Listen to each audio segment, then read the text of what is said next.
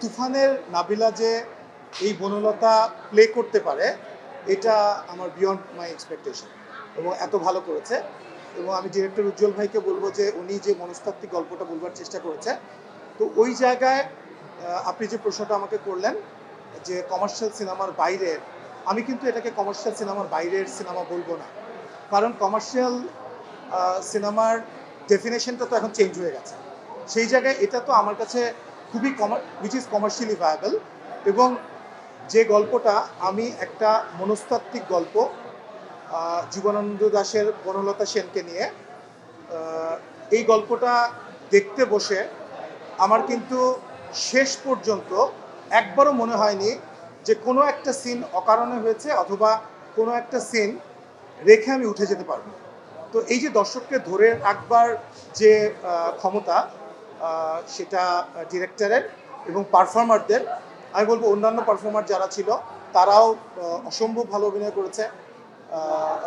Specially নাবিলার কথা তো of course আমি বলবো, কারণ পুরো গল্পটাই বনলতা সেনের দিকে ধাবিত হচ্ছিল। এবং রনি ভাই যেটা বললো যে এই ধরনের গল্প তো এক একজনের ইন্টারপ্রিটেশন তো এক এক রকম। তো উজ্জ্বল ভাইয়ের যে ইন্টারপ্রিটেশনটা, উনি ওনার পার্সপেক্টিভ থেকে যেভাবে গল্পটাকে সাজিয়েছে, যেভাবে গল্পটা দেখানোর চেষ্টা করেছে, এটা তো আমি বলবো খুবই সাকসেসফুলি উনি করতে পেরেছেন। আর আমার কাছে মনে হয় এবারের মোটামুটি সিনেমাগুলো আমার দেখা হয়েছে এবং শোনাও হয়েছে। আমি বলবো যে এই ঈদের বেস্ট সিনেমা এটা এটা এটা আমি একদম মন থেকেই বলছি। এটা শুধুমাত্র কারণ যেহেতু আপনি আমাকে জিজ্ঞেস করলেন, আমরা বিভিন্ন রকম সিনেমা, সেই সুড়ঙ্গ থেকে শুরু করে আজকে লাস্ট দম সিনেমা, আমাদের ডিরেক্টর বসে আছে, আপনারা দেখেছেন যে আমরা ডিফারেন্ট জনরা কিন্তু ট্রাই করি সবসময়। সুড়ঙ্গ একরকম, পেয়ারা সুবাস একরকম, তুফান একরকম, দাগি একরকম, দম আরেক রকম।